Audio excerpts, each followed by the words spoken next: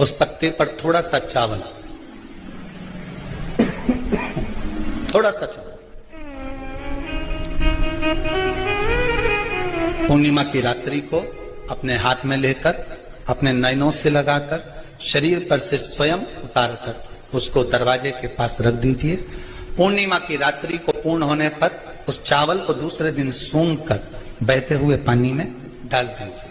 महाराज कितने भी रोग से ग्रसित हो गए, पीपल का एक पत्ता 52,000 ब्राह्मण की साक्षी कराता है। महाराज बहुत ध्यान देना, पीपल के वृक्ष में स्वयं नारायण का, मेरे कृष्ण का वास है।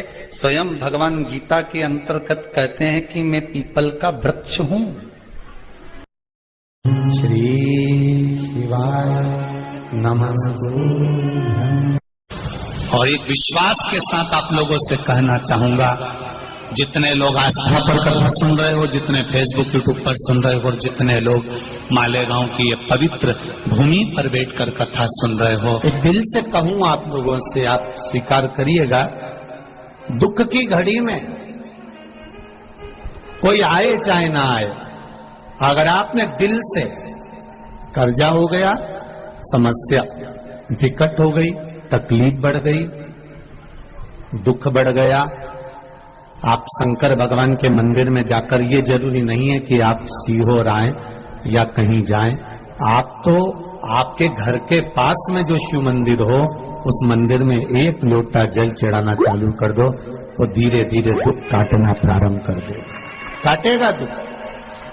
बस जल चढ़ाने का एक नियम है शिव जी का। शंकर भगवान को जो जल चढ़ाया जाता है दुख काटने के लिए, तकलीफ काटने के लिए, कष्ट मिटाने के लिए, तो एक नियम है शंकर भगवान का जल चढ़ाने का जो नियम है। जैसे ये गौल जलाधारी है, यहां से पानी गिरता है, ये शिवलिंग है। ये दो जो भगवान का पानी जहां बहकर जाता है ये गोल में से, तो यहाँ जो स्थान है, ये सीधे भाग पर गणेश जी विराजमान है, लेफ्ट भाग में कार्तिकेय जी है, बीच में एक मोटी सी लाइन होती है जहां सुख सुंदरी है। ऊपर से जो बूंद बूंद पानी गिर रहा है वो शंकर भगवान की 5 लड़कियां हैं, जया, विषहरा, शामलीबारी, दौतली और देव। जहां गोल भाग है, जहां शिवलिंग रखा हुआ है, ये माता पार्वती जी का हस्त कमल है, जिसको पीठिका कहते हैं। महाराज जल चढ़ाने का नियम है, जब हमारे ऊपर दुख होता है, तकलीफ होती है, कष्ट होता है, बड़ी दिक्कत परेशानी होती है, तो हम जल चढ़ाते हैं। तो उस जल को चढ़ाने का नियम है, पहले गणेश जी का स्थान, कार्तिकेय का स्थान, अशोक सुंदरी की जगह, फिर माता पार्वती की पीठिका, उसके बाद जलाधारी को स्मरण कर कर जल धीरे धीरे शंकर भगवान पर छोड़ा जाता है। जब धीरे धीरे शिव जी पर जल चढ़ाएं, उसके बाद में आप अपने मन की कामना जब जल चढ़ाते जाएं, बाबा से कहते जाएं, बाबा रोज कामना कहने की जरूरत नहीं है, एक बार आप कामना करो और उसके बाद जल चढ़ाना प्रारंभ करो, और उसको कहना जरूर, तेरे दरबार से कोई खाली नहीं गया मेरे शंभू, मैं नहीं जानती, मैं तो इतना जानती हूँ कि कंकर शंकर है और तू सुनता जरूर है। ब्रह्मा ब्रह्म लोक में है, भगवान विष्णु वैकुंठ लोक में है, पर मृत्यु लोक में मेरा देवाधिदेव महादेव है, मेरी सुनेगा जरूर। और बाबा से विनय कर कर आप आइए। जल चढ़ाने का नियम, अगर दुख है, तकलीफ है, कष्ट है तो ऐसे चढ़ा दो, और अगर मन कर रहा है डायरेक्ट शिव जी पे चढ़ाना हो तो तुम्हारी मर्जी है, उसमें कोई मना नहीं। शिव तत्व किसको कहते हैं? शंकर का गुणगान, शिव का स्मरण, भगवान शंकर का मंत्र जाप किसको कहते हैं? ये वही समझ सकता है जिसके भीतर शिव समाया होगा। और एक विश्वास के साथ आप लोगों से कहना चाहूंगा, जितने लोग आस्था पर कथा सुन रहे हो, जितने फेसबुक यूट्यूब पर सुन रहे हो, और जितने लोग मालेगांव की ये पवित्र भूमि पर बैठकर कथा सुन रहे हो, आप दिल से उसकी कथा सुनना। इस वाणी का, इस व्यासपीठ का एक शब्द हो सकता है, हॉस्पिटल में पड़ा हुआ कोई व्यक्ति, कर्जे में डूबा हुआ कोई व्यक्ति, गलत व्यसन में पड़ा हुआ कोई व्यक्ति को आपके द्वारा निकली हुई वाणी से भी बाहर निकाल सकता है।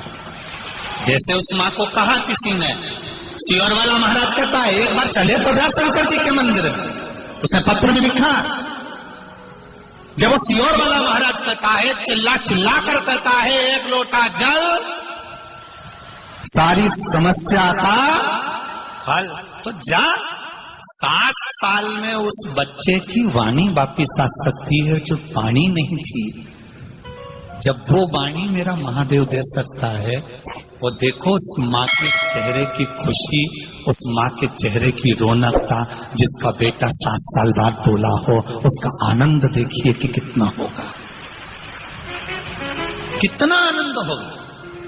एक बात और अच्छे से समझ लीजिए, जो बच्चे चिड़चिड़े होते हैं, चाहे घर में बेटे हों, बहुएं हों, सास हो, ससुर हो, परिवार में छोटे छोटे बच्चे हों, चिड़चिड़ प्रवृत्ति करते हों या चिड़चिड़ा स्वभाव हो, जरा जरा सी बात में क्रोध आ जाता हो, बोलने का भान नहीं रह पाता हो, शब्दों के बाण चलते हों, तो महाराज प्रदोष के दिन, प्रदोष काल में बेलपत्री के पेड़ के नीचे एक जो पत्ता आपके पास में हो, पान का मिल जाए तो पान का, पीपल का मिल जाए तो पीपल का, बेलपत्र का मिल जाए तो बेलपत्र का, उस पत्ते पर मात्र थोड़ा सा शहद और 7 दाने चावल के रखकर घी का दिया लगा दो महाराज, और थोड़ा सा जल हाथ की अंजलि में लेकर भगवान देवाधिदेव महादेव का स्मरण कर कि इस बेलपत्री के वृक्ष के नीचे माता लक्ष्मी, पार्वती, सरस्वती विराजमान है। इसी बेलपत्री के पेड़ के नीचे मेरे देवाधिदेव महादेव का 12 ज्योतिर्लिंग का स्वरूप प्रकट है।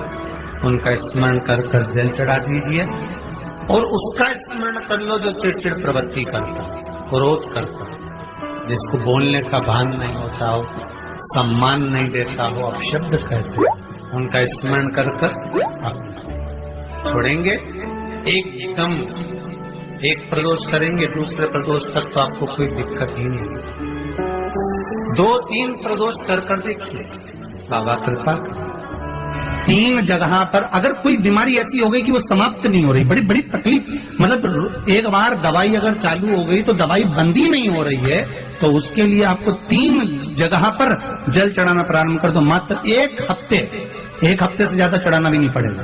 जैसे 1 हफ्ते आप टेबलेट लेते हो, गोली लेते हो, 1 हफ्ते चढ़ाना प्रारंभ कर दो। सबसे पहले बेलपत्री के पेड़ के नीचे क्या करना है, जल का पात्र लेना है, उसमें 2 दाने चावल के डालना, 2 दाने अक्षत के डालिए। पहले बेलपत्री के पेड़ के नीचे जाओ, वहां जल चढ़ाओ, फिर जाइए पीपल के वृक्ष के नीचे, वहां जल चढ़ाइए। आखिरी में शिवाय नमः। शुभम दर्शकों, हर हर महादेव। स्वागत